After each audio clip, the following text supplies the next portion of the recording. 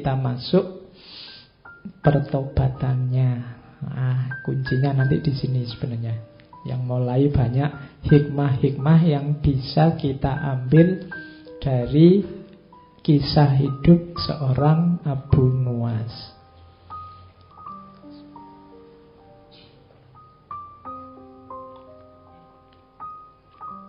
Ada versi-versi tentang mengapa kok Abu Nuwas tiba-tiba tobat. Yang pertama ada yang bilang karena di penjara.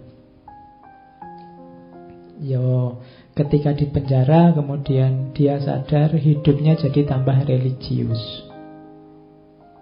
Ada juga yang versi kebalikannya, versi kedua malah sebenarnya dia tidak pernah tobat. Ada yang bilang bahwa dia cuma acting aja biar keluar dari penjara. Jadi aslinya ya tetap kayak Abu Nuwas yang lama. Ada yang bilang begitu.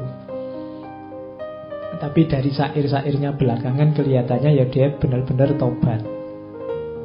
Ada versi lain, versi kedua. Jadi ada cerita satu ketika ini malam ganjil Ramadan, ya mungkin malam Lailatul Qadar. Nah, Abu Nuwas masih tetap dengan aktivitas biasanya, mabuk. Jadi waktunya orang taraweh, waktunya orang tadarusan, dia mabuk. Tiba-tiba didatangi orang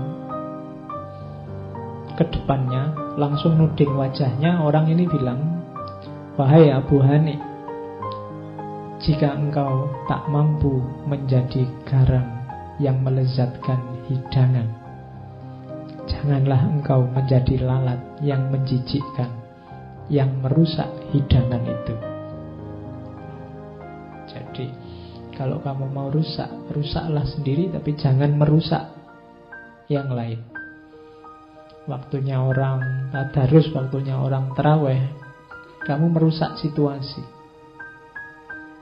Nah, itu peringatan keras bagi Abu Nuwas yang membuat dia tiba-tiba sadar. Entah siapa orang ini, tapi ini membuat dia tersadar bahwa selama ini mungkin dia kecewa dengan masyarakat, mungkin dia mengkritik masyarakat, tapi dengan semua yang dilakukan sebenarnya dia sedang nambah masalah baru di tengah masyarakat.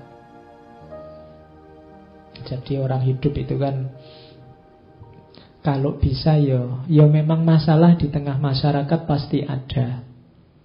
Cuma kalau bisa kita jadi problem solver. Kita jadi yang menyelesaikan masalah, bukan part of the problem, bukan bagian dari masalah. Apalagi menjadi pembuat masalah, apalagi jadi orang yang selalu bikin masalah. Nah, kadang-kadang kita ini ingin menyelesaikan masalah, tapi yang lahir adalah nambah masalah baru, yang masalah lama tidak selesai.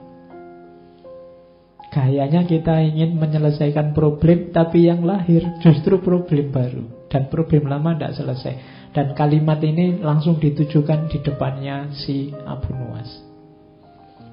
Kalau engkau tidak bisa menambah kelezatan hidangan, jangan jadi yang merusak hidangan. Merusak hidangan berarti nambah masalah.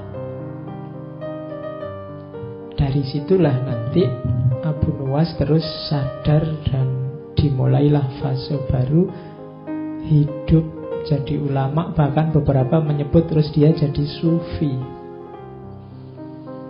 Tapi tetap lucu, tidak apa-apa ya, karena sudah khasnya beliau.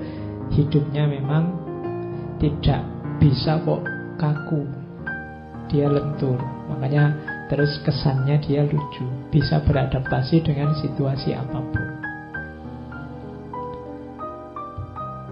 Oke, syair-syairnya banyak. Kita juga akan kenal beberapa syairnya. Ini diantaranya. Misalnya dia menasehati dirinya sendiri. Hai Abu Nuwas, jadilah orang terhormat, baik dan sabar. ini 3 kalimat ini gabungan yang bagus. Orang terhormat, baik, dan sabar. Terhormat itu kualifikasi sosial, baik itu kualifikasi individual, dan sabar itu hubungan dengan yang lain. Banyak orang yang terhormat dan baik tapi tidak sabaran. Banyak orang yang sabar dan baik tapi tidak terhormat. Banyak orang terhormat tapi tidak baik. Macam-macam kombinasi. Kalau bisa ikut Abu Nawas. Jadilah orang yang terhormat, baik dan sabar. Nah, ini dia memarahi dirinya sendiri. Waktu telah merusakmu dengan harta dan keinginan hanya demi kesenanganmu.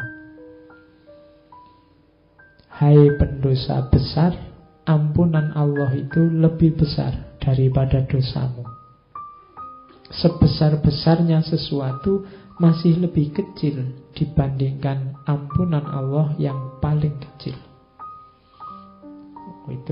Ini menasihati diri untuk tobat. Tobat yang beneran. Yo, kayak kita ini sebenarnya ya sudah waktunya untuk tobat. Cuma kita kan masih ragu-ragu. Mbok ya tobat yang beneran. Yang beneran loh ya. Beneran itu berarti tidak diulang. Janji tidak diulang lagi. Kemudian tidak secara sengaja mengulang dan seterusnya. Jadi pertama-tama dia memarahi dirinya untuk mau bergerak bertobat, menyesali yang dilakukan sebelumnya dan tidak mengulang di masa depan. Dan ini kelihatan simpel tapi berat. Kalau istighfar sih iya.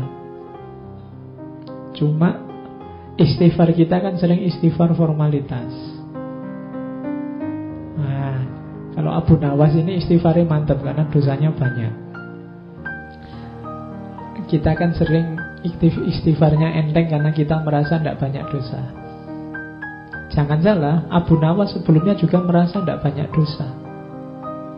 Dia merasa kalau dia mabuk, kalau dia hura-hura, ya memang sudah seharusnya begitu.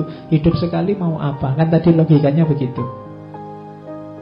Mabuk tidak apa-apa daripada sholat masuk neraka. Logikanya tadi kan begitu. Jadi orang itu ketika ada di wilayah ketika dia salah, biasanya dia tidak merasa salah. Maka butuh momen-momen kesadaran bahwa aku ini banyak salah. Kalau ingin istighfarmu mantap, kamu harus sadar bahwa kamu banyak kelirunya, banyak salahnya. Cuma kesadaran bahwa aku salah ini sering tertutup oleh kesadaranmu bahwa kamu itu tidak terlalu banyak salah. Setiap orang lebih dominan merasa bahwa aku ini sudah benar begini ini. Kalau kamu tak tanya satu-satu tetap merasa hidup kayak saya ini Pak yang benar dan baik. Rata-rata begitu. Jadi kesadaran yang mengemuka bukan kesadaran bahwa aku ini banyak salah dan mungkin sekali sering melakukan kesalahan. Tapi biasanya yang mengemuka dalam hidup kita itu kesadaran bahwa aku ini sudah benar. Hidup seperti ini loh yang bagus. Itu yang mungkin membuat istighfar kita tidak terlalu mantap. Kayak formalitas. Tobatnya bukan tobat yang serius. Nah, diajari oleh Abu Nawas, ayo nasihati dirimu sendiri. Kalau nunggu dinasihati orang ya tidak akan nyampe-nyampe. Nasihat yang paling bagus dari dirinya sendiri. Berarti apa? Kesadaran. Oke, dilanjutkan kalimatnya. Ini kesadaran bahwa betapa besarnya dosaku, maka apa pembelaanku akan segala yang telah kulakukan. Kalau besok Allah tanya, kenapa sih kok kamu mabuk? Kok tak larang mabuk aja begitu susahnya? Nilaiku di depanmu itu seperti apa sih? Kalau besok Allah tanya begitu gimana? Apa yang akan kukatakan kepada Tuhanku? Apa yang akan meringankan salahku? Saat aku keluar dari jalan kebenaran, atau memunggungi kebaikan. Duhai beratnya tobatku dan bodohnya apa yang terlewat dari hidupku. Nah, ini keluhan dari seorang Abu Nuwas. Dia takut nanti kalau ditanya oleh Allah, mengapa sih engkau kok lebih memilih mabuk daripada aku? Kenapa engkau lebih memilih kesenangan duniamu daripada aku? Kamu mau jawab apa? Dijawab seperti apapun, aku sudah salah. Karena yang kupilih ternyata bukan jawaban yang benar, bukan pilihan yang benar. Itu kesadaran seorang Abu Nuwas. Dari situ nanti terus muncul ini yang kalian hafal, yang sangat terkenal. Kalau ini sebenarnya nggak perlu saya baca, kalian pasti sudah sangat akrab. Ilahi lastu lil firdausi ahla. Wahai Tuhanku, jelas aku bukan ahli surga. Wong aku ini kayak gini orangnya, nakalnya luar biasa, dosaku bertumpuk-tumpuk. Wala aqwa ala naril jahimi. Tapi aku ndak kuat kalau harus masuk neraka.